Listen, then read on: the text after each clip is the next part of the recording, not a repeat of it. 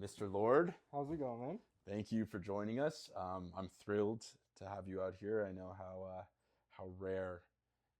It's a big honor that you're sitting with me on the 180 shift. Um, okay, so let's start with an introduction. I'll let you introduce yourself however you'd like to. All right, yeah. I'm known by some as the Lord, and I mostly just exist in my bedroom, spending my time on the computer, speculating on the unpredictable. I trade the markets, so I try and figure out what's gonna happen before it happens and position myself accordingly. So, Mr. Lord, when did you start your trading journey? Yeah, I mean, I started actively trading March 2020, kind of when COVID started hitting Canada. But the story goes like a bit earlier than that. I always had a bit of interest in stocks. When I was a young kid, I used to like paper trade and stuff, stock market accounts. But yeah, March 2020, COVID hit Canada, kind of shut everything down. And I wasn't a fan of what was going on in our country. And that's kind of when Bitcoin came across my lap. And it was kind of sold to me as this sort of freedom money. It's like a decentralized, autonomous money network, and it can't be controlled, can't be shut down. And as I saw like authoritarianism increasing in Canada and like lockdowns and stuff like that, I kind of saw like my youth being threatened in a way. It was almost being taken away from me. And so it really attracted me to like Bitcoin, this whole crypto community of like these internet rebels almost. And I guess from there, the rest is history. I've spent pretty much every day since try to learn this shit and make a living out of it. Yeah. 2020, March 2020, you get into crypto. Yep. You buy Bitcoin. What's the climate like back in those days? How did you go about buying Bitcoin? I'm assuming that there wasn't exchanges that like Coinbase, um, like Kraken, things like that. Yeah. So I mean, I got my start in the world of like internet. I started with like drop shipping. Back before that was what everyone on YouTube was trying to sell you, Hmm. and then I pivoted to that Facebook marketing stuff. Before every single office was flooded with like 20 cold callers a day.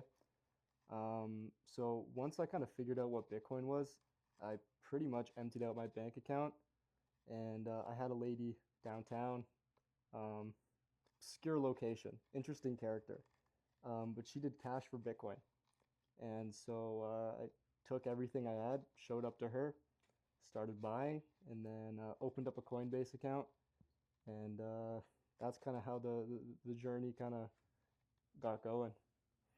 So you started buying Bitcoin from a lady downtown. Yeah, Was she taking a profit on that or small fee, small fee. small fee? And what was a coin going for back then?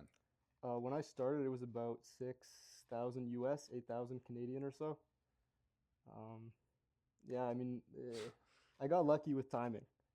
It was To say the least. right at the COVID crash, right before the Bitcoin halving of 2020, and right before pretty much one of the greatest bull runs that mankind has ever seen. So it was a lot of luck that kind of compounded itself there. Right, right, Yeah. right.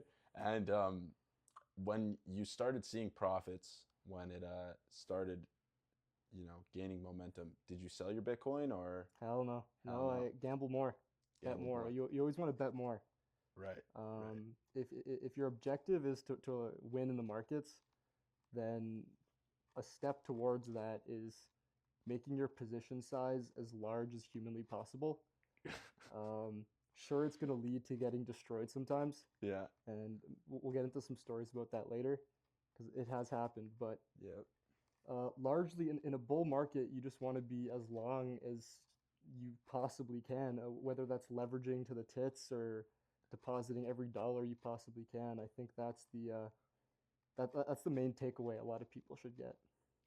Some would say you want to be the longest in Yeah, the room. you Yeah, do want to be the longest in the room. I mean, you look at Saylor, someone who like went bankrupt in the dot-com yeah, bubble, yeah. and just by being like the longest, he's now one of the largest Bitcoin holders. And in hindsight, I mean, for a while there, he looked like a genius when we hit over 100K. So Right, right. yeah, you just want to be the longest. You got to stay solvent, Yeah. but stay long. Yeah. Okay. How? did you transition from just, being a retail buyer into a trader back in that climate? Again, a lot of it really falls into just compounded luck. Right after I started in March. Summer 2020 is known as what is now like DeFi summer. And so it was basically the launch of like a lot of these decentralized finance protocols. And it wasn't really popular yet. And this was like the first iteration of like mainstream crypto game. So that later turned into like NFTs and what we saw last year, what was like Sol meme coins. So DeFi summer was basically that, where you could throw money at pretty much any new project or protocol that was launching, and within a month, like you were at least doubling, tripling your money. And you literally had to know nothing. It just there's an abundance of money that flows into crypto during a short period of time, and if you're there and you're long during those time periods, like you literally can't lose. Like you're gonna see sometimes 30% drawdowns, Yeah. but if you're not retarded and don't like shit your pants, if you're down 30% and maybe you even have the balls to bet more, as long as the trend continues, you're gonna end up better off than you were before. Um, Especially back in those days, right? Absolutely, the game's completely changed now. We used to have this concept of what was alt season, Hmm. where just Bitcoin would go up and there would be like a network wealth effect from that, where money would just flow across the entire crypto ecosystem. And as the markets evolved, we've seen that kind of diminish. And there's way more like dispersion in terms of returns, where it's going to be a very small group of coins now that are going to generate most of the money flow in the market. And then the majority of stuff is pretty much destined for zero now because it's just max extraction, max scam. A lot of this stuff just has no value at this point. But yeah, back then it was like exciting. It was like this movement towards like people gaining control over their money, and being able to own your money, earn yield on your money, and you never have to interact with the bank. And I think that's like the idea that sold a lot of the people on originally, and it's really pivoted far away from that, which is partly what converted me to a bear now, and Really? why I think a lot of this industry's headed straight to zero. Really? Can you Yeah. expand a little bit more on that? Why are you a bear? Um, okay, so a big reason of it was if you think you're in a room and you think you're the smartest in the room, you probably don't want to be in that room. And if you're at a poker table and you think you're smarter than everyone else, you're probably the fool. And so, something I saw in the previous cycles is that when normal people get involved in crypto and they start hitting big returns, who else is coming to buy?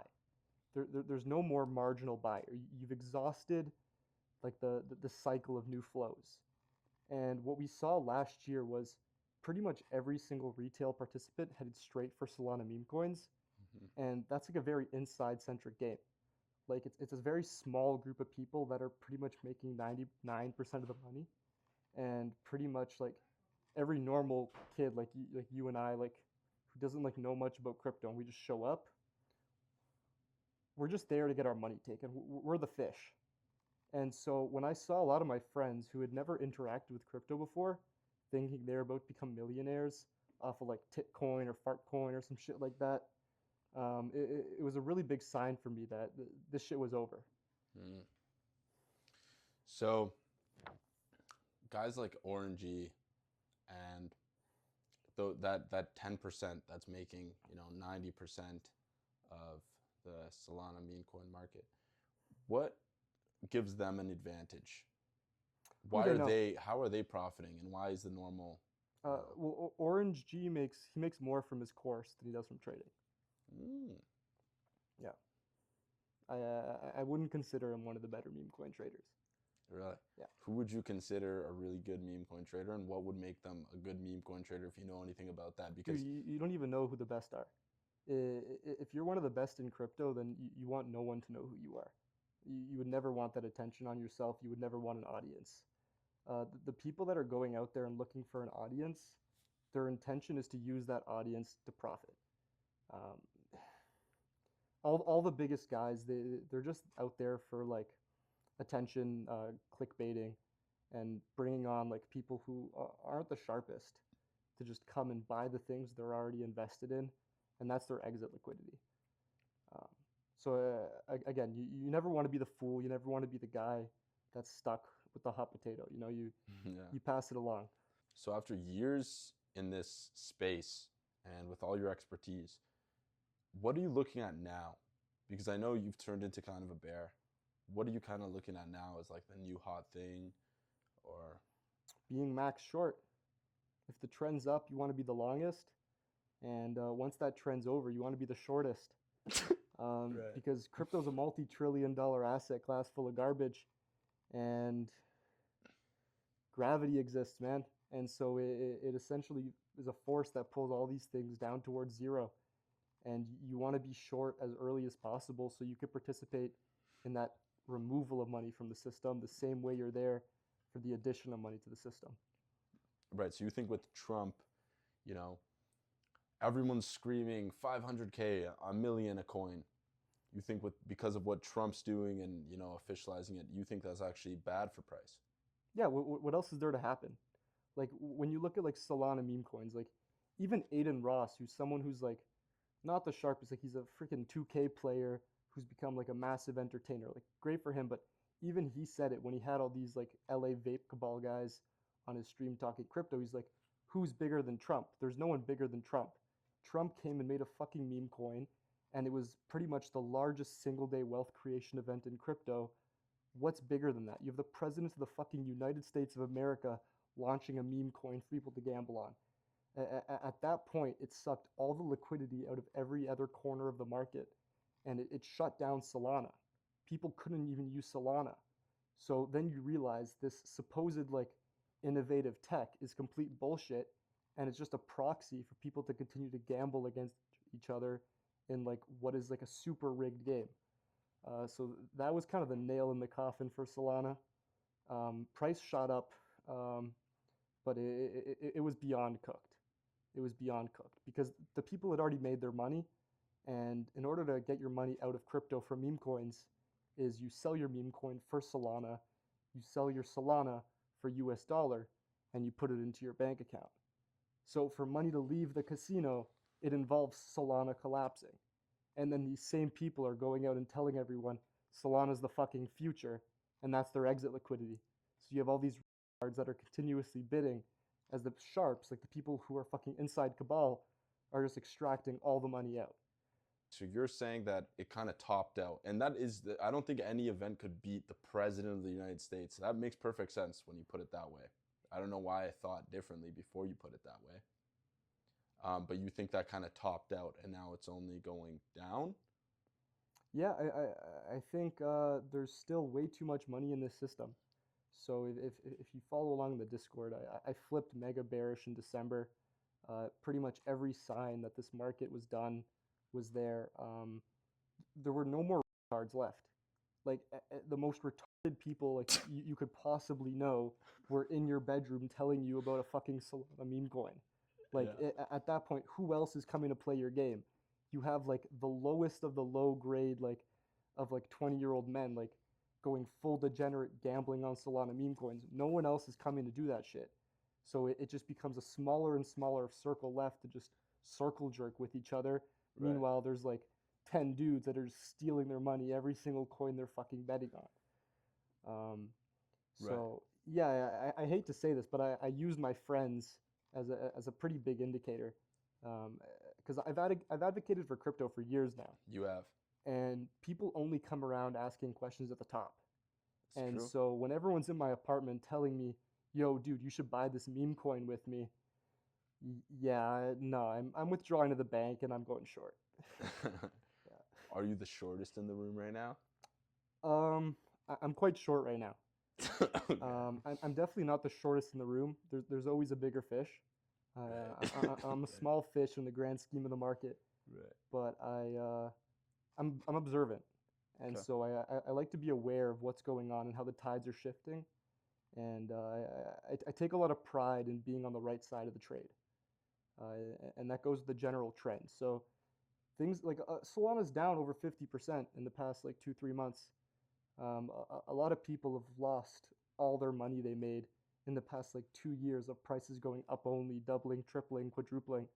Bitcoin went from 16,000 to 110,000, and somehow lost all their money. So it's cooked. It's cooked. Just to touch back on quickly about your trading and your trading journey. In hindsight and looking back through all the years that you've spent in your craft, what are some of the biggest wins and losses that you've had? Um, yeah, I mean the biggest win has got to just be being early. That's where almost all the money's made in crypto. Just being early, big, for as long as you possibly can. Um, in terms of singular coins, it's got to be like Bitcoin, ETH. Just being there early and watching them pull their gains. Um, the day Trump dropped, I was actually blackout drunk on a yacht. It dropped at nighttime. I was too intoxicated to even read my phone, so I missed the initial pump. I woke up the next day hungover as fuck, probably like 7 a.m. I saw Trump drop the coin, and I'm like, holy fuck. So I full ported. It proceeded to go from like $25 to I think it went to like $75. I got out about $68, and that was one of my better trades for the year. In the span of like 4 or 5 hours. Mm. In terms of biggest losses, it's probably got to be in terms of actual trading losses. My biggest losses are like extracurricular from trading, mostly from stuff that's kind of out of my control. But my biggest loss would have been August 5th or August 6th, 2024. This is after the Ethereum ETF launched, and this is actually after I built my biggest long position ever.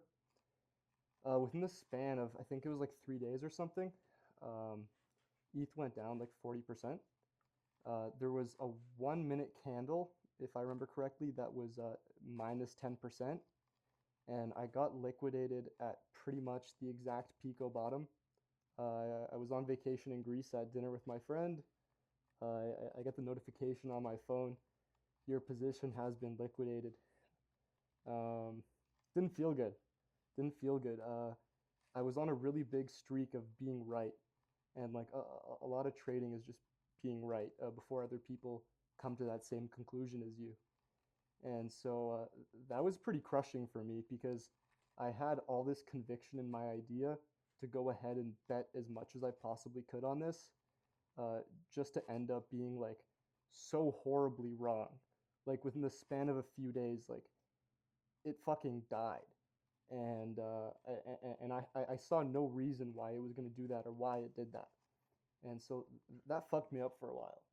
Um, one thing I tell people is that like you got to be sharp like 24/7 if you're trading because every decision is so fucking important and like one bad decision can erase like the compounded effects of like hundreds of like great decisions. Like you can I full port a lot. So I'm betting everything I have on my ideas when I'm confident. And so that means that like I will spend like months like hitting like single after single after single after single building up my account, and then all it takes is one big loss to like wipe out all of that and more. Um, and so like if this is your whole life, it kind of makes you question like your identity of like who you are as a man, because Mm. like who you are is being right, and then you take a fucking big hit that like erases months of your life. Like your time is gone. And in like the real world, to go work a job and make that kind of money, like it's like it's not heard of, and you can literally lose it in a fucking second. Yeah, it's a really trippy concept to like kind of handle, but it's definitely given me some nice perspectives on the world. How long would a normal person have to work to gain the amount of money that you lost in one day? Uh, uh, from that trade, Yeah. or are we talking like an average Canadian? Yeah. Uh, it'll take him a few years post tax. Yeah. Holy shit, dude. And you lost that in one day just at dinner? You were Yeah, sitting at dinner, you looked at that your one trade, phone, it was one and you're singular like, long position. "Wow, I just lost a Yeah, significant amount of money." yeah. How did you react to that? Dude, my jaw dropped. I looked over at my friend. I'm just like, bro, and he looks at me like, you got licked. I'm like, yeah. And I mean, you're kind of forced to just like suck it up because Mm, it's the price you pay to play the game. And like in hindsight, I'm so absolutely blessed that I get to wake up every morning and take like retarded risk. It's like unfathomable to like the average person, and like a lot of people like never get to see how much like a single decision in their life can like influence the future of their life. Um, People's like individual decisions in like day-to-day life, like it's not that heavily weighted. Um, but if you really condense your like entire existence to like an arbitrary thing of green button or red button, then like every single decision you make is like really important because you understand like you can wipe out like a whole year of your life in a fucking second, and it's all because you just weren't thinking straight.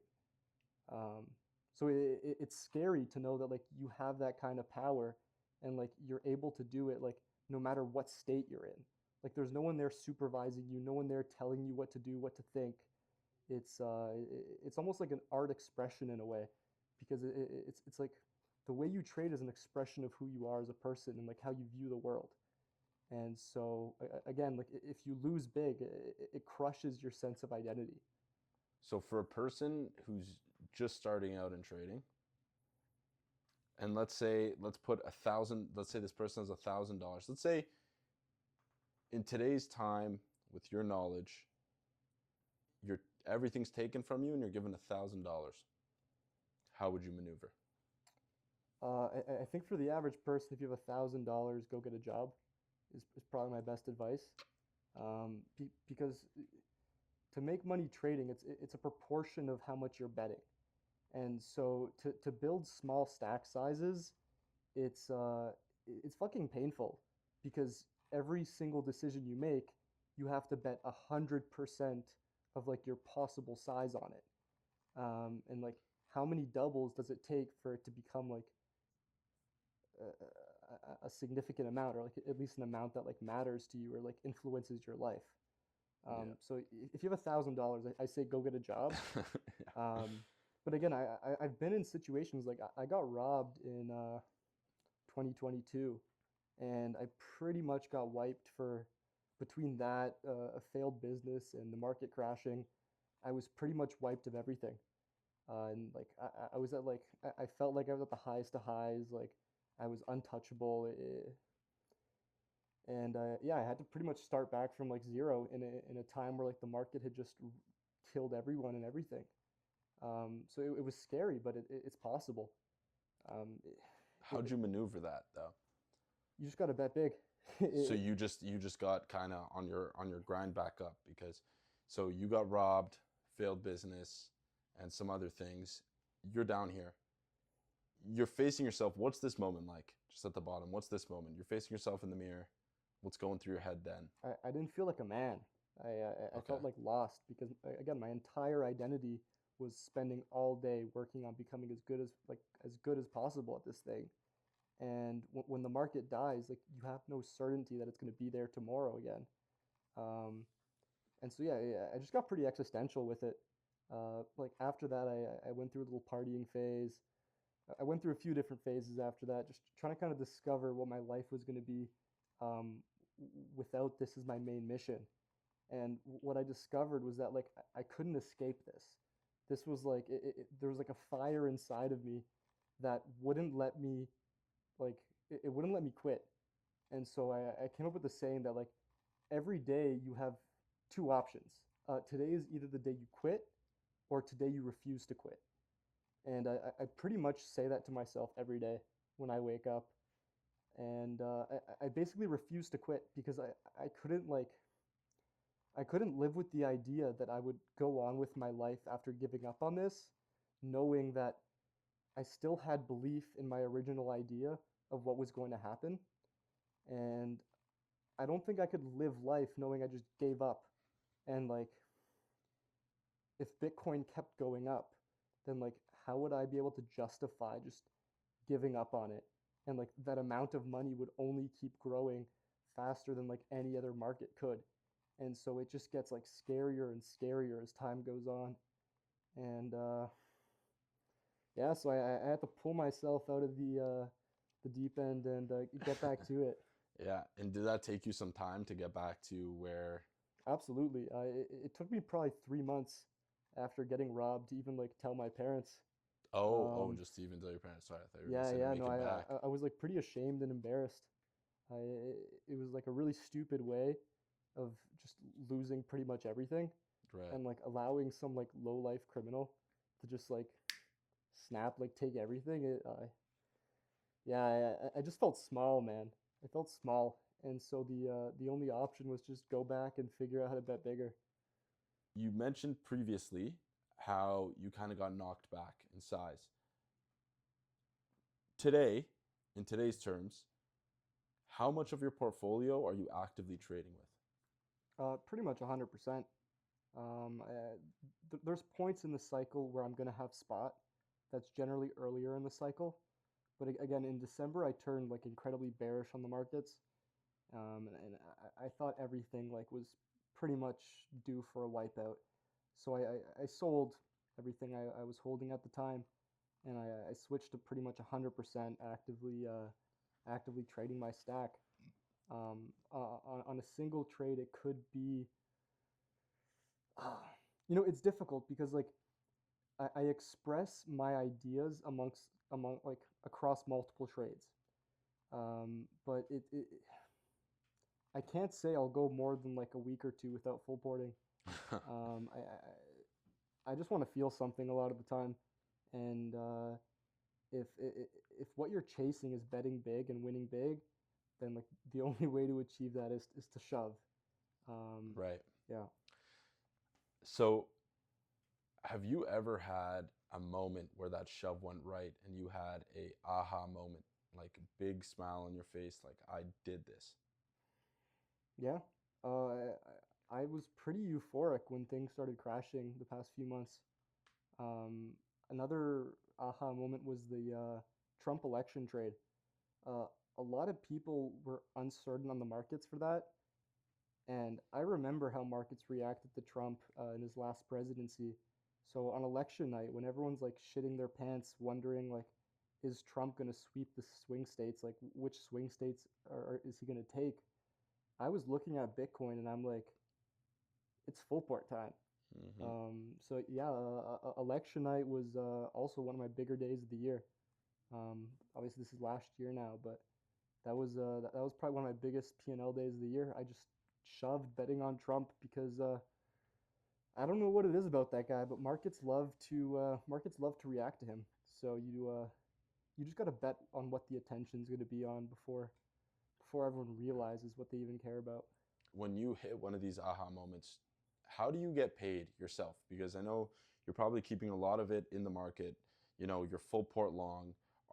How does a trader such as yourself get paid? You take out what you're comfortable with not needing to keep gambling with. Um, I went a long time without ever withdrawing from crypto. Uh, there was a point where pretty much the only thing I would withdraw for was going to the club, and that started draining my stack after a while. So I called it quits. But Yeah. yeah, December I sold off a bunch of stuff, and that was like the first time I paid myself a substantial amount of money. Um, but yeah, generally I don't like withdrawing. Beyond paying like your expenses, whatever you need to get by, I think that like if you're confident in your abilities, then you want it all in the market. There's no room to like be scared and like worry about next week or the next month. Like no, like you just got to put your balls on the line. Sure, you're gonna be wrong sometimes, but that's kind of just how the cookie crumbles. So where do you see crypto going in like 5 years, let's say? I think probably over 90% of these coins are going to be dusted into oblivion. Uh,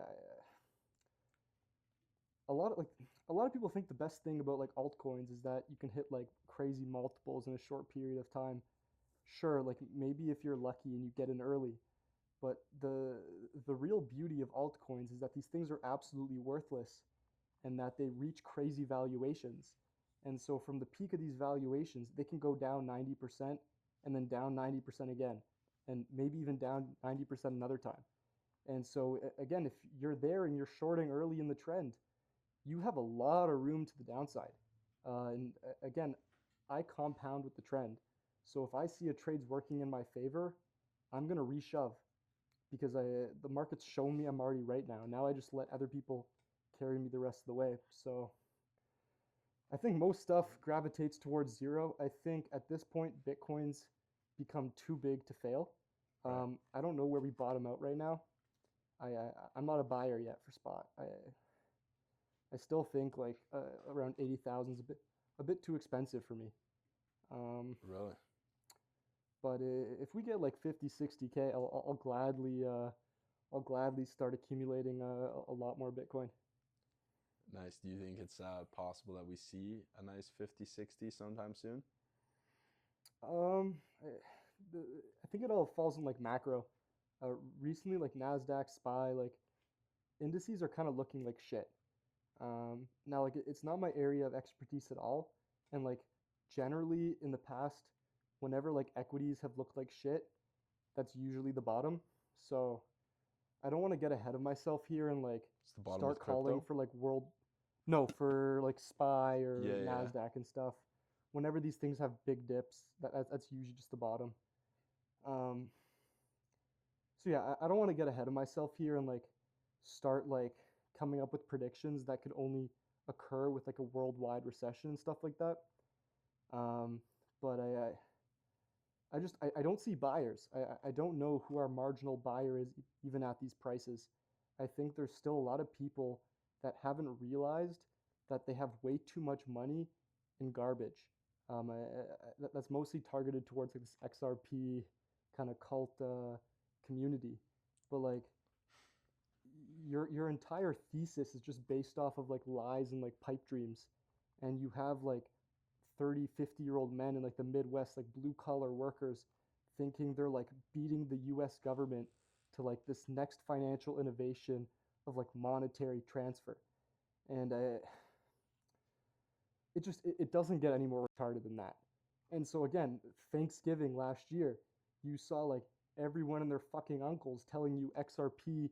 There's like some leaked meeting between the XRP CEO and Trump, and like the XRP CEO is gonna be this, like the crypto czar of the U.S. Like it just like it gets to a point when you realize everyone around you is fucking get the fuck out of there. That's, like, you don't want to be there anymore. Um, So so what? lower, I Why do you think. think XRP is so stupid? Uh, I mean, for one, I believe it's like 40% of supply is still controlled by the creating team.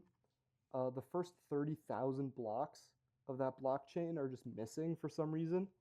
So like the whole point of like blockchain is like it's a transparent ledger system, Right. and XRP is just like missing its whole like genesis, which is a bit. Again, when you're looking at like who's around you in that room, like who's believing in something alongside you, and like who shares the same beliefs. Um, I could never like I could never say like I like I relate to these people. Like we are not the same. Like I would never want to be like amongst them in an army. Like these people get slaughtered. It's survival of this like it's survival of the fittest, and pigs get slaughtered in markets. And a lot of these people are just greedy pigs with like no idea of like how this shit works cyclically. Um, So so it's almost insulting to you if you even, took Uncle Jerry's advice. it's insulting to me that people are willing to take Uncle Jerry's advice and like be excited to go buy XRP. But when I was saying for months and months that like everything is cooked and like going to zero, and like people just get like pissed off and like offended by that, like I took personal offense to that because I'm like this is something I spend every like waking moment of my life on, and you're gonna listen to like your uncle for financial advice. about fucking XRP with like some conspiracy with Trump and like Swift like banking in Europe. Like I don't know. It's just like it's really intellectually dishonest, and so a lot of the people that kind of went down that path, I, I lost some respect for them. Like you gotta be like consistent amongst all aspects of your life, and if that's how you're gonna approach your finances, I think it says something about who you are. Do you think regulations are going to aid or kill crypto? Um, I think the U.S. government's approach to regulation is mostly to defend like US dollar dominance through like the stablecoin economy in crypto. We've seen that with like their dealings with like Coinbase and Circle and pushing the adoption of like USDC over something like Tether, which is like an overseas kind of like loosely audited entity. So yeah, I think they're definitely focusing more on the stablecoin aspect. Um, their their rulings on like the Bitcoin reserve or what was like temporarily speculated on as like this altcoin reserve. Um, there's like absolutely nothing bullish about that. Uh, in fact, like that was like the decision that came out where they were not going to use any taxpayer dollars and instead are just going to transfer seized coins from criminals into this like reserve. That was a great signal to short because you had all these people speculating that the US government was going to come buy Bitcoin, buy XRP, buy Cardano, buy Solana. And I mean, just some like quick napkin math. Like, let's say the US government pulled a few $1 billion out of their ass. They bought $1 billion Cardano, $1 billion Solana, $1 billion XRP. They get like a minuscule percentage, like maximum 5% of circulating supply. All of these things still have like over 30% still to be inflated over the next like 5 to 10 years. Um, and it would cause a very small price impact. And so at that point, if that's like the best case scenario, then anything less than that is like a massive sell the news event. And that's basically what we've seen in the past like week or so since we had that White House crypto summit. A few days before, they dropped some clarification in the wording of how they were going to execute this. And then at the crypto summit, which was supposed to be like this huge event, it was basically nothing but just like a dick sucking ring of everyone like saying thank you, Mr. Trump, for what you're doing to our industry. Like he's done nothing. He's a grifter. Like he says what he needs to please the people that he needs to. He doesn't give a fuck about crypto. The U.S. government doesn't give a fuck about crypto. They care about the U.S. dollar and maintaining that is like the major currency of the world. And so the only thing they're going to care about is stable coins and getting their hands on that. Otherwise, no, it's not good. It's not good for the space. Okay. So is the US government or Trump or Elon Musk, are these big fish? Are they profiting off crypto? Oh, surely. And how would that be? What's the method of a guy like Trump, even in his personal portfolio? How is he profiting off crypto? I mean, yeah, he's launched this company, World Liberty Finance, where him, his son, and a team of advisors are basically putting together a portfolio of like DeFi and like real world assets tokens. Um, but again, all these things are down now. Like the market's been shit on, so the only profit they make is by like tipping off their friends that can position before the announcement come. And so it's like small periods of like insider trading mixed with like some like retailers speculating around that. But it's really just like a small flywheel, and it has a very short like lifespan. And I think beyond that, like unless the U.S. government goes out and starts buying Bitcoin, um, who else is coming to buy? Like Bitcoin's thing now is like you just need institutional allocation over the next decade, where like different like endowment, like different types of funds are just going to slowly allocate like a small percentage towards it if it's something legit. We're starting to see that now where like the U.S. Bitcoin ETFs, like BlackRock, Fidelity, Vanguard, some of the biggest like institutions in the world, Their clients are, like combined are the largest single holders of Bitcoin in the world now, and that happened within less than a year. So there's definitely appetite from like these institutional type characters, um, like MicroStrategy's convertibles that they've been issuing to like different insurance companies. Those were some of the best performing bonds last year. They like outperformed a lot of things, and so we saw appetite from like new insurance companies now that want access to these offerings. But it takes time, and I think a lot of people that originally got into crypto had very different envisionment for where this is going to go. Mm, And it was a lot more of this like anarchist, like anti-government, freedom type characters. right, right. Whereas now it's turned into like a bunch of soy boys like waiting for the U.S. government to come bail them out, and it just it goes against like everything this industry was created off of. Does that personally offend you? Like I'm not personally offended. It just it makes it a lot clearer on who I'm trading against. Okay. I think a lot of the dudes that like were originally in this space and made a killing from it, they're fucking chads. Like they're pioneers, and they saw something like really early, and they convinced a lot of other people to like fall into their belief system.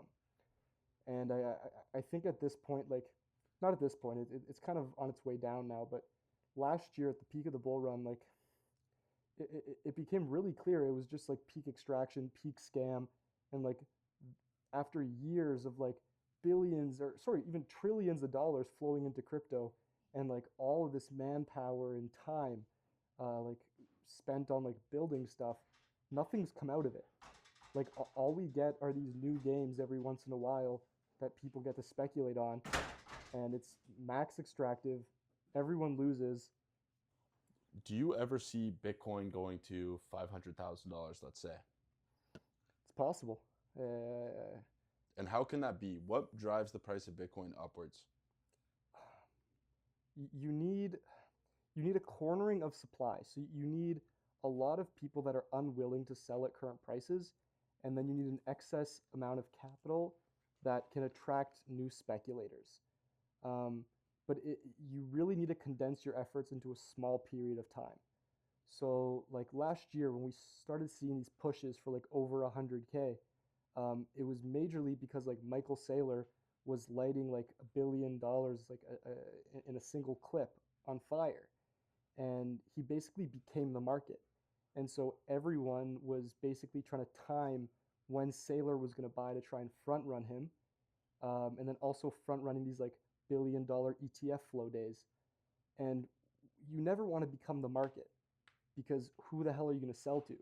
So like you saw Saylor basically trapping himself, buying like billions and billions, like over $100,000, when like Bitcoin really had no business being up there. Like it's not because it was worth $100,000 that it was up there.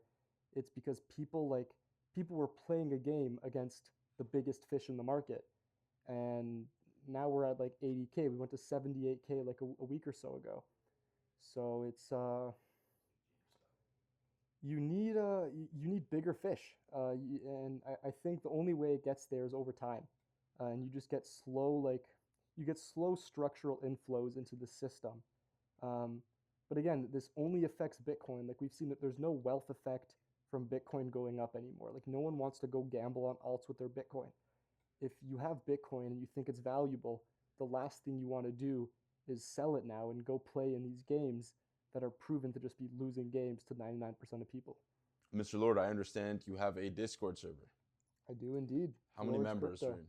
How many members are in your Discord? I think we're about 300 right now. It's 300. it's not too large. It's a small community. You have a kingdom of 300. What goes on in your server? Um, I mean, we have this weekly segment I've been doing for 4 years now. It's called Crypto and Booth. You get the boys together, you discuss the week, you chill out. If you're into gardening, you go into your garden, you get nice and relaxed. But it's like a forum, right? If you have other people that are doing what you do all day, and everyone's looking at different stuff and playing different iterations of the same game, it's always helpful to share different perspectives and different information everyone comes across every week. Yeah. And I know you really do sit at your computer all day, every day. Yeah. I remember you were telling me that, I can't remember how it came up in conversation, but that your computer was on with signals and notifications literally 24/7. Like you're waking up from your sleep to sell or Yeah. to Yeah. buy. Or, I sleep with something called Agar Trade on. It basically breaks down every single buy and sell order that comes through on Bitcoin. And so not only does it show me where it's coming from, like what exchange, whether it's a future or spot order, what time it was executed, what price it was executed, and the position size, but it also has sound cues. And so every order based on whether it's a buy or sell and how large it is has a different pitch to the sound it makes. And so without even looking at the chart, you can kind of infer what's going on based on the flow that's coming in.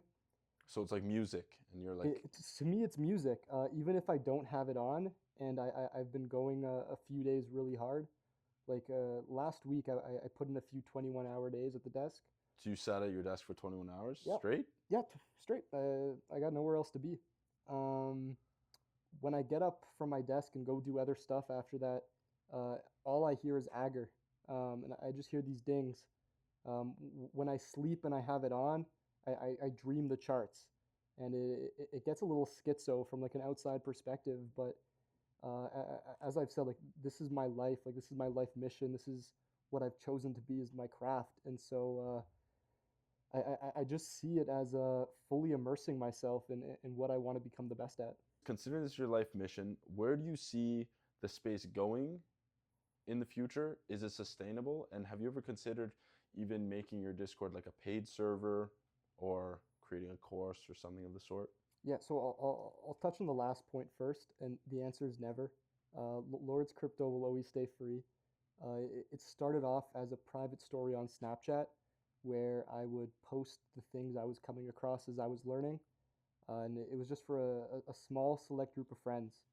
And from there, I realized there were more and more people that were curious about crypto that just didn't have the proper resources. And so when I first started learning, um, I, there weren't many great resources out there. And one of the first people I came across was Crypto. And that dude is like peak grifter. Like, I don't think he knows anything about crypto, the world economy, the markets, nothing.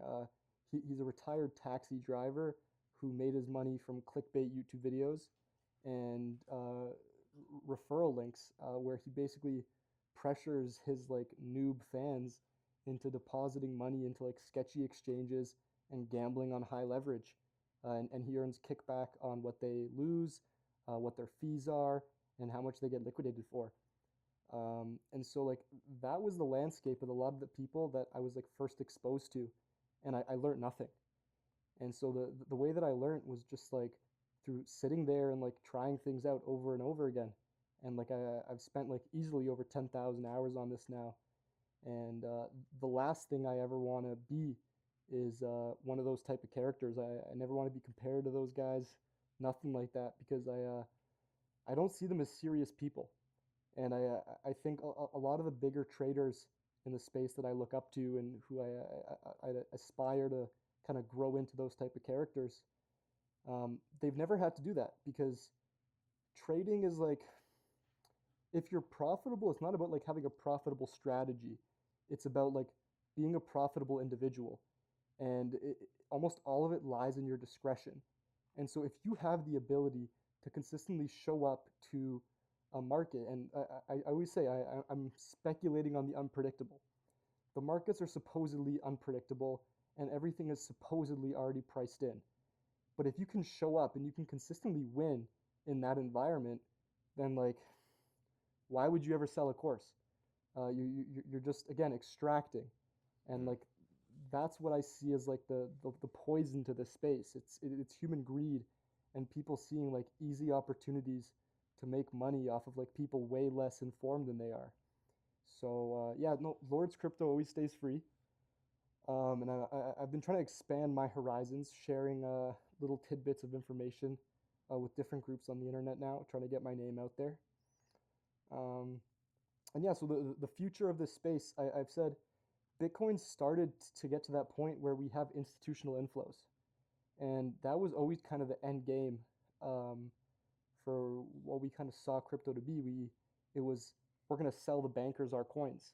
We're Mm-hmm. going to create something so great that the biggest financial institutions in the world are going to FOMO in and buy them at the top from us.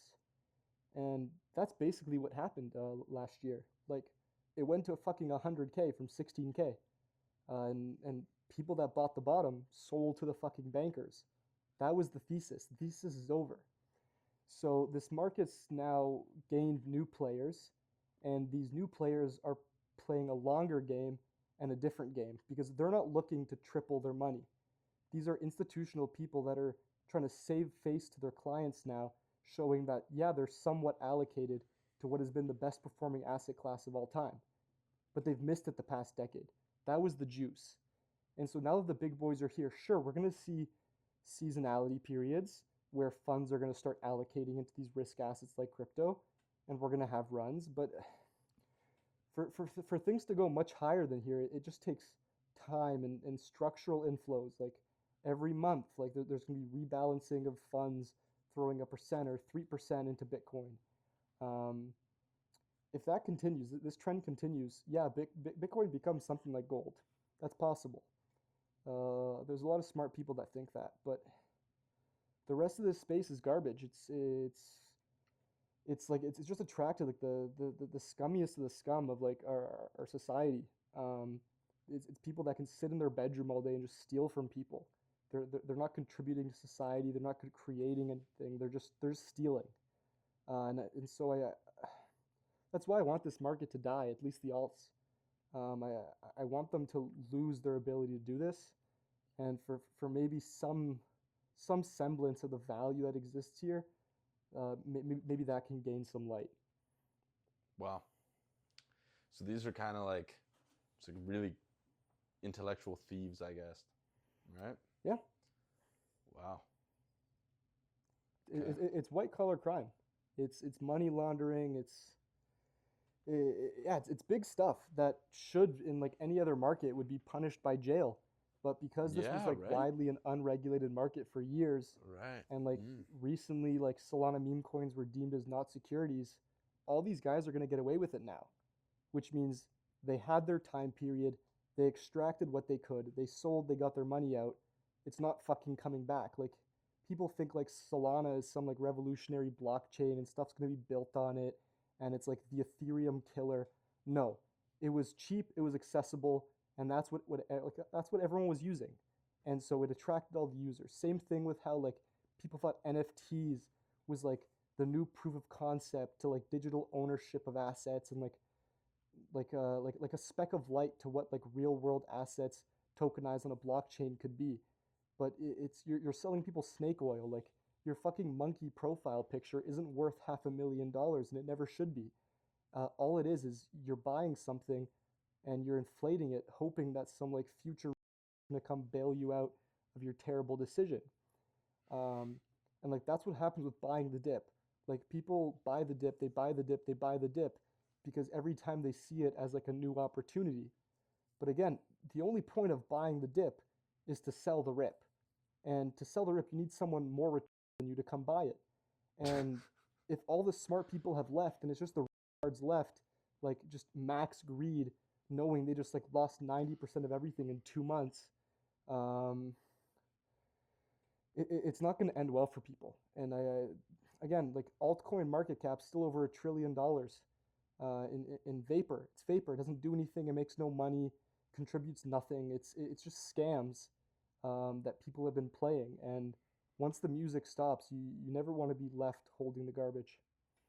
So where do you, can you give a prediction, or where do you see the downfall starting to happen for alts? Is it this year? Is it next year? It's already happened. So that's already over. No, it's not over. As I said, the beauty of altcoins is they go down 90%, then 90% again.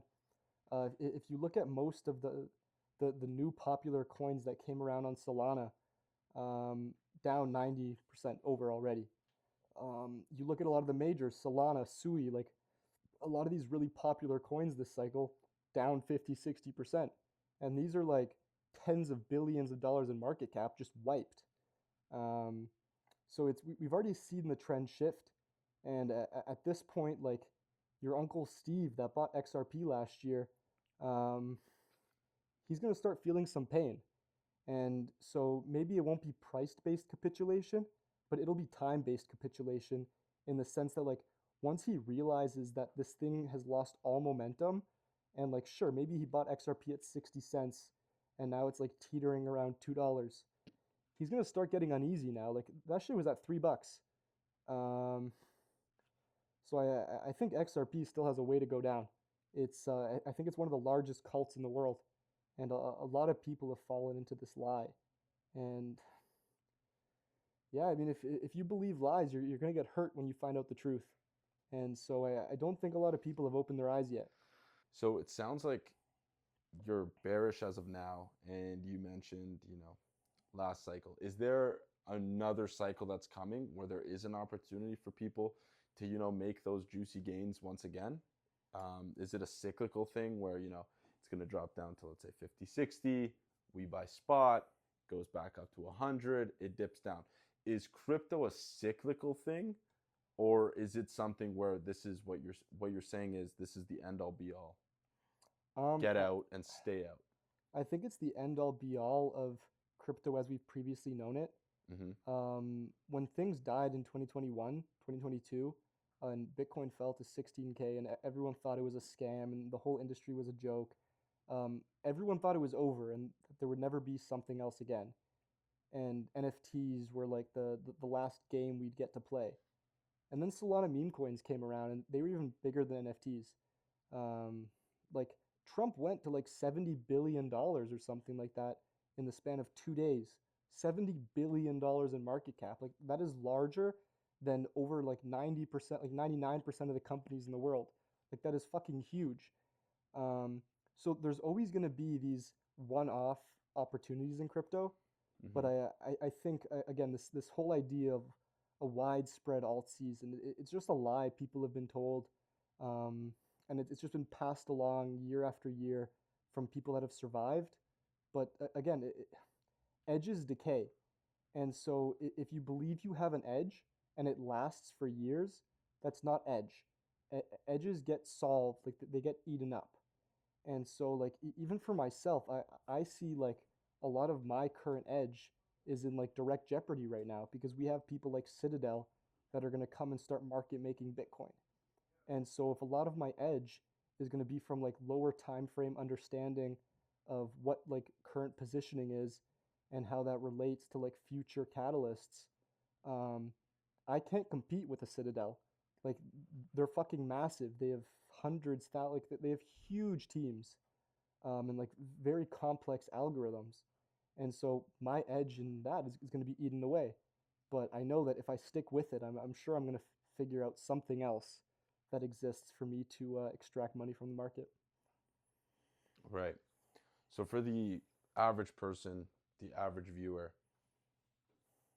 should they be accumulating right now Bitcoin? Should they be waiting? Should they accumulate? Once again, is Bitcoin just a cyclical thing that keeps cycling and you can catch those 30%, those 20% every once in a while? Or are you saying, I understand now that you were saying that alts write off. I agree. With Bitcoin, is it cyclical? Is Bitcoin dead forever? Or is that something that's going to stay in our portfolios? It's really hard to say. Um, Mm. I don't think the It's average hard to person. imagine, right? That it's done. Uh, I, I, I if you had wouldn't think asked me so. over a year ago what my predictions for the market would be, I would have not told you it. We would have gone over 100K. I was looking at us every single like rip above 100K, just wondering what the fuck are we doing here? Like, who's stupid enough to light their money on fire here? Um, and again, these people like they got caught massively offside. Like there were people building 8, 9, 10 figure positions above like 100K like Bitcoin. It's ridiculous when Really? that thing was $16,000. Yeah, I saw with my own eyes every day. Who would build those types of positions? I mean, I'm not nearly as close as well versed in the crypto world as you, but even I know I'm not gonna, open up a position of size above, At the top, at the Speculators, man. Pico top almost, right? Speculators. People need reasons to gamble. And so like Michael Saylor and the ETFs created this environment where people were they were comfortable with max gambling. And if you're comfortable in the arena where everyone's trying to kill you, you're going to get completely caught off guard when like shit hits the fan. And so that's what happened to a lot of them. Once we hit 100K, people were like, all right, time for 150, time for 200. And for me, it was like, all right, we hit 100K, like pack it up. This shit is over. Um, but again, it's really hard to express those What ideas what'd you because sell at? What number? I sold my Bitcoin above 100. Okay. Yeah, and I sold pretty much all my alts by the middle of December. I offloaded everything. And now you're the shortest in the room. Yeah, I'm getting less aggressive now towards the short side. My initial target for how much money was going to leave the altcoin sector has already been hit. And I've shared that in the Discord before. So I'm more cautious now, but I definitely think patience is a virtue. And for the average person, you definitely want to wait. A good rule of thumb is you just wait till like no one cares about crypto. And then like if you think it has another chance, then buy some. But the only thing people should be looking to buy is Bitcoin. I think a lot of this other stuff is just short-term games, and if you're not well informed and you don't have the time to properly dedicate to this, you're basically just putting your money into someone else's pocket. And it very well could be me. So with altcoins dying, what does that mean for Solana? Is Solana gonna die, or is it gonna stay trading sideways? Uh, like I don't see Solana disappearing into oblivion, but like again, every game in crypto is a flywheel. And so Solana starts by people like there's real demand for Solana token because people need Solana to exchange to go play these games. So there's a whole inflow of new people coming and buying Solana. Then they gamble. They lose some. Okay, I need to buy more Sol, add more Sol. So there's a time period and it's a very limited runway for new people to keep throwing money in. Now, once the top people have made their money, their goal is to get this into their bank account so they can go rent fucking Rolls Royces and like go crazy at the club. Like that's what these idiots do. So to do that, they need to sell their token, which they own a large amount of supply of, which crashes the chart, causes everyone else to sell. So they swap that token for Solana. They take that Solana, they sell that Solana onto the market for stablecoin like USDC, USDT. Then they use that, withdraw it to their bank, and then they go fuck off. And likely they're not adding more money into the system, they're simply just building new scams to extract more. Um, so yeah, I still think as more and more people realize that the Solana meme coin season's over with, and that the best is behind us, people are gonna slowly just de-risk, and people continue to sell until they basically create a bottom from so much selling. And I don't think we're there yet. Maybe it takes more time, and obviously there's gonna be like squeezes and pumps along the way. But yeah, I largely think this regime is over, and it's time to clean the scum off the streets. AI, quantum computing, and its involvement in cryptocurrency. As the world's moving into, the new life, kind of digitized, et cetera, and you being a pioneer in crypto to an extent, I know that you've seen it change so much. Now you're about to see it change even more, I assume. What's crypto's involvement with AI? What's AI's involvement with crypto? Yeah, so AI is a huge hype word, and it just keeps getting bigger and bigger. Um, the extent to which we've seen AI integrated into crypto so far is with these AI agents. Pretty much all of them, they manifested themselves as like Solana meme coins that had some like wrapped up chat GPT that would basically just like it would just spew garbage, like nothing of like actual like relevancy or like no insight. It's just verbal diarrhea. And a lot of these things somehow managed to reach like $500 million in valuation. A lot of them were like 300, $400 million. And again, that's a lot of fucking money to value Chat GPT, which is free. That's just like wrapped up as a fucking meme coin with like a logo of like a Pepe the Frog. Um, so that's what we've seen so far. So as I said, there's no real innovation happening here yet, and it's all extraction. I do think there's a point where quantum can become a threat to crypto. I'm in no way like qualified to talk about it to like a detailed level because I don't understand. I don't understand this stuff well enough. But to my understanding, there becomes a point where quantum computing becomes so strong that it then makes the SHA-256 algorithm, which is what BTC runs on, um, it could make that vulnerable. Like theoretically, if quantum computing exists and is like powerful to the capabilities that we believe, then it should be able to run through all the iterations that are necessary, obviously with enough time to crack the hashing algorithm. Um, there's a fairly simple solution to this, which is just that the Bitcoin developing team, uh, obviously those of them that are still alive and that are still working on maintaining the network, that they just fork Bitcoin and introduce new changes to the code. But I think that largely like that's an even bigger threat because then you're acknowledging that the whole the whole technology side of this like worldwide belief system and like monetary system is vulnerable, and a lot of the original users are not going to support this forking. Um, and it might create a world where there's like two different types of Bitcoin, similarly to how we saw like Bitcoin and Bitcoin Cash Right. forking in the past, and like Bitcoin Cash kind of fades off into oblivion. Um, and like some people still regard like Bitcoin Cash as like the real Bitcoin. Retards. Explain Um, that. What was the Bitcoin and Bitcoin yeah, Cash? this is honestly before my time. I believe this occurred in 2017. But people, Bitcoin was created as a peer-to-peer, like a peer-to-peer network where you could send money. It was electronic money.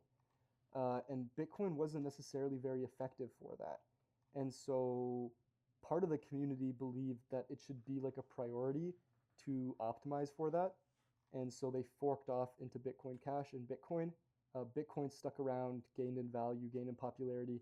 Bitcoin Cash, most people have never even heard of it. Right. Um, so I think within the next 5 to 10 years, we're definitely going to see like this become a pretty key discussion, and a lot of people have already started speculating on it, but it's really hard to know because we don't have quantum yet, or Yeah. at least not accessible to people, Right. and like we don't know enough about it. Right. But yeah, there's definitely going to be a day where the implications of like accessibility to quantum computing could be a threat to the Bitcoin network, and when that comes, it's going to be a problem, and it'll probably cause some sort of crash. This sounds like the Bitcoin Cash thing. It kind of sounds like a schism. It sounds a little bit religious, right? It is How? absolutely Yeah. crypto. It's full of cults. Everyone really identifies with the coin that they choose, and Bitcoin maxis or maximalists, they've proven to be the most right. Mm. And Bitcoin's one out of all the cryptocurrencies. They were all trying to create something fairly similar, but this one has like it's achieved the most widespread belief system, and I think that's why it's going to stick around. People know about Bitcoin. We just got Trump's stamp of approval, however bullshit that is, and it means something to people. BlackRock creating an ETF, that means something for people, and it gives them this false sense of confidence, this borrowed conviction. Um, yeah, So that kind of sounds a little bit matrixy, right? Like how these guys are just trying to give a false sense of confidence, so everyone sips their Kool-Aid and stays down. What do you think the kind of like beyond the curtain truth is here with all this stuff? a lot of people speculate that Bitcoin's CIA. It's a CIA operation. It's possible. If the U.S. truly saw it as a threat, they could have taken larger measures to shut it down. Um, and I don't see why they would let this unknown creation become so large, especially in American markets. Could there be some merit to it? Possibly. Um, but I don't like speaking in like absolutes because nothing's ever absolute. And if you're 100% sure of something, you're probably about to get ripped a new one in the markets. So rug pulls, what's the legality regarding that? Yeah, unfortunately, it was recently deemed that rug pulls are chill. The SEC doesn't really care that much about it. As long as the tax man gets paid, unfortunately, these guys are probably going to get away with it. It was deemed that like a lot of these like meme coins and stuff aren't securities. They don't pass like the Howey test. Um, What's the Howey test? it's like a rule of thumb for deeming whether something's a security or not. Um, but yeah, so it seems like a lot of these criminals are just going to get away with max extracting, and like that's another reason why I think they're just going to get the fuck out, because Mm. they got like a get out of jail free card. A lot of them made like tens of millions of dollars from creating nothing and throwing a profile picture and a funny name and paying the right people to promote it. How do those guys keep hitting? Like, I don't get it. How do they keep Because the making? game's rigged. The game's rigged. There's a very small group of people that created the game, created the rules to the game, and they really intricately understand how it works. And so they know exactly how to make people buy what they want. Mm, Like are guys like Orangey and that nah, cabal he's small fish, small fish, small fish compared to these big fish who 100%. Orangey God small knows fish. God knows who they are, right? Yeah, they're all anonymous, all anonymous. And No do you one who think they does this know would each ever. other? Of course, a lot of them work together. Again, there's so many different games that are being played. A lot of the biggest players on Bitcoin, they collude with each other. The Bitcoin whales have these group chats and they work together and facilitate some stuff to whatever extent. Probably the same with a lot of these meme coins. There's probably a few different main cabals and they probably created a lot of the biggest stuff. And these are like kind of secret societies in the crypto world. In a way, yeah. Wow. Yeah, secret groups of scumbags. Wow. Yeah. In other words, too, like to answer that question, the poor man's desire to get rich always makes the rich man richer. I try not to worry about others. Everyone's entitled to their own opinion and to do whatever they want. And I'm just going to continue trying to share what I believe is right. And if you want to listen to what I have to say, that's awesome. If not, it's all right. But I think I would have saved a lot of people if they decided to listen to me. It's true. I know a lot of people that made 6 to 7 figures out of nowhere on Solana meme coins, didn't sell a fucking penny, and they've round tripped it all. And it takes a huge psychological toll on you. Like I as I've bet. said, I've lost it all before, whether that's being robbed, being hacked, losing it all on a trade. Like it happens, and like it really fucks you up. And to know that at one point you had this money that for a lot of people's life changing money, and all you had to do was take like a split second to click a button and sell, and you just refuse to even sell a little bit. I'm sure it fucks with their head. And so once these things started to go down, I said it a few times in the Discord, people start to get desperate. And so it changes the way they trade. And it makes the market temporarily more volatile because you're going to have a lot of people chasing their past losses. And they die because you can only get hit so many times. And like you just keep bleeding, keep bleeding, keep bleeding. And you're not doing anything different. And so those people are destined to die. Like their destiny was written before it even like started. Leave you guys with one last thing. It's never give up, and it's never over until you're zero. And so as long as you never zero yourself out, there's with enough willpower and obviously luck is a huge factor.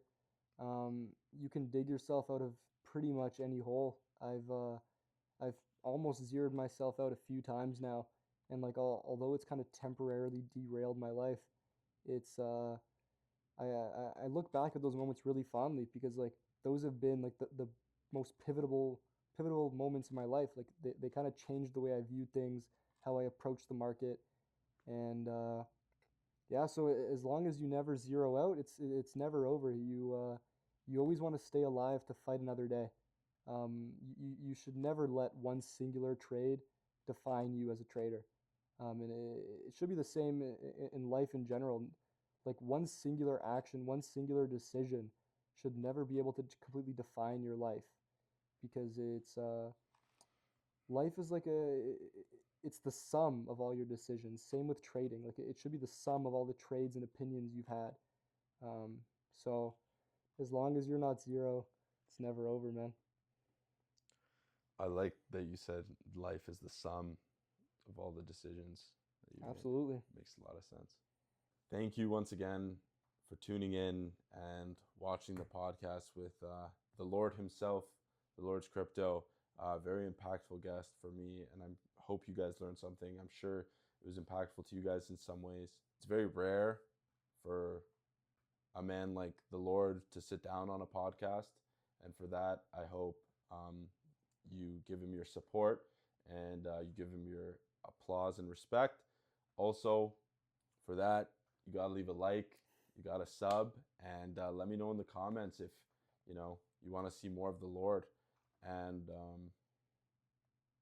yeah, my links are in the description. Send me an email if you want. If you want to get a message through to the Lord, unfortunately, he is out of reach for probably 99% of people. However, if you send me an email, I could forward it along, any questions or something, and work on getting you an answer back. Thank you guys for tuning in. I really appreciate it, and new episode soon. Ciao.